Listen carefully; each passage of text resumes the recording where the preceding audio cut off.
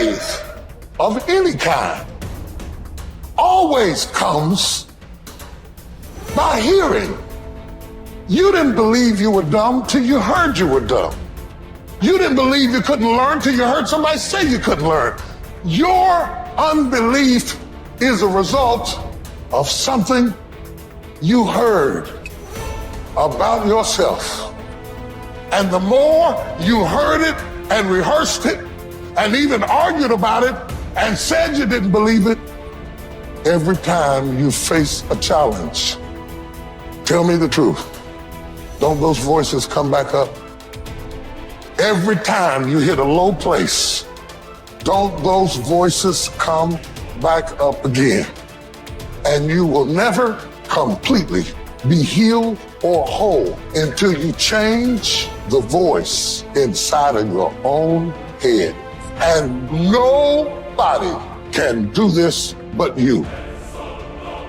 You've got to make some conscious effort to begin to work to develop you. Start listening to tapes on a daily basis to begin to recondition your mind, to retrain your thinking. Listen to things that can empower you, that can enable you to create a new reality for yourself and a new life for yourself. You might appear to be strange around most people. Don't expect it to make sense to anybody why you've got to do this, why you have got to go. Why? I don't understand. You don't have to. I'm going for me. This is something I have got to do. How would an abundant person think? Write it down, dude, and fire and wire those thoughts in your brain and install the hardware. Keep doing it with attention and intention. It becomes the new voice in your head. It becomes a software program. And before you reach for your cell phone and start scrolling through your social media, close your eyes and rehearse in your mind how that person would walk, how they would breathe, how they would smile, how they would greet people, how they would be on Zoom calls, how would they be in traffic, how would they be at dinner. And the act of closing your eyes and mentally rehearsing the act, if you're truly present, the brain does not know the difference between the real life experience and what you're imagining.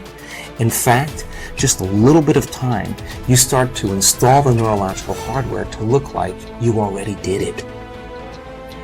You must have faith. You've got to believe in yourself. You've got to believe in your abilities, your ideas, unquestionably. You've got some idea, some dream that you might have to go back and brush it off and look at it again and say, I've got to do this. This is what I'm supposed to do. This is why I showed up. You've got to talk to yourself day in and day out, selling yourself on you and on your potentials. And all I want you to do every day is just say to yourself, when you feel that inner negative conversation saying you can't do it, just say, it's possible. Other people have done it, then we can do it. We fail a lot of times. Well, a lot of other folks fail, and eventually they came back and they succeeded. So it's possible we can have what we want, and it's necessary. We get negative, do-nothing people out of our lives. It's necessary. We never stop learning and growing and developing ourselves. It's necessary that we never give up. Whatever we have to do, it's worth it.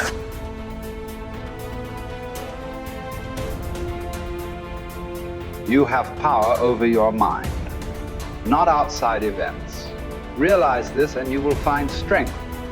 When you arise in the morning, think of what a privilege it is to be alive, to think, to enjoy, to love. The soul of a man harms itself, first and foremost, when it becomes, as far as it can, a separate growth, a sort of tumor on the universe. Because to resent anything that happens is to separate oneself in revolt from nature, which holds in collective embrace the particular natures of all other things. Yes, keep on degrading yourself, soul. But soon your chance at dignity will be gone. Everyone gets one life. Yours is almost used up, and instead of treating yourself with respect, you have entrusted your own happiness to the souls of others. Everything of the body is a river. Everything of the soul is dream and vapor. Life is war and the abode of a stranger. The only fame after death is oblivion. Forget everything else. Keep hold of this alone and remember it. Each of us lives only now, this brief instant. The rest has been lived already or is impossible to see. The span we live is small. small as the corner of the earth in which we live it, small as even the greatest renown, passed from mouth to mouth by short-lived stick figures, ignorant alike of themselves and those long dead. It's the programs in the first 7 years of your life that actually started in the last trimester before you were born. The fetus is already learning. I go, these programs downloaded in the first 7 years control the character of your life. And I go, okay, what programs did you get? I go, well, wait a minute.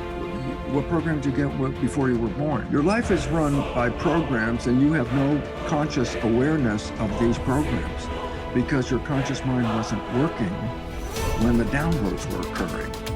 So all of a sudden I said, now we have a problem. I go, you've been programmed, you don't even know what the hell the programs are. 95% of your life is coming from the programs. Your life is a printout of your programs. Look at your life right now and recognize the things that you like that come into your life. They didn't get there by accident. They came in there because you have a program to, have those things. The things that you wish or desire, but you have to work hard, sweat over it, put effort into it. Why are you working so hard? And the answer is, whatever program you downloaded doesn't support that. And you're trying to override the program with the conscious mind. And I go, well, here's the problem. The conscious mind only working 5%, the program 95%. That's one problem right there, mathematically, that's a problem. Let me give you another mathematical. The subconscious is 1 million times more powerfully computed than the conscious mind. So I say, now do the math. How effective is your conscious mind at overriding the subconscious? I say it works 5% of the time with a miniature computer. And I go, now that's your problem. I go, the only way you can override the program is not play the program, and that's when we said stay mindful. And then we then said, well, that's going to be difficult because we have to think. So there's only one way out. Reprogram the subconscious mind. If you would put wishes and desire programs into the subconscious mind, that means that that program will be operating 95% of the day. Meaning, whether your conscious mind is in control saying, these are my wishes and desires, or the conscious mind's thinking, then the subconscious mind comes in and says, these are my wishes and desires, then guess what? Then 100% of your life you're living wishes and desires. And therefore, all of a sudden, then the work has to come back to each of us as individuals. Each of us got programmed. Each of us is manifesting that program. We give up our power in many of the programs. A fine example is, you were sick as a kid, and just like your parents and any other family members, when you were sick, you went to the doctor. And I go, that's a habit. I said, what does it mean? It says, you learn this in the first 7 years. The program, it says, when you're sick, you give up this power and you go to that doctor and you accept the doctor as the power over you. Because when it came to health, it's like, no, you don't do it. The doctor does it. That's the program. I say, so what's the point? You have given up power over the control of your life and have given it to the truths, quote unquote, offered by the doctor. I go, significance. I go, the doctor misreads your diagnosis and then tells you, oh, I'm sorry, you only have 3 months left to live. And I go, significance. 95% of the day, the program says the doctor is the correct one, the truth. What do I know? The doctor knows. What do I know? So 95% of the day, then your belief system is going to do what? Take the words of the doctor and manifest them as truth. I go, what's that mean? Well, you're going to die in about 3 months. I go, from what? I go, hey, that was a misdiagnosis.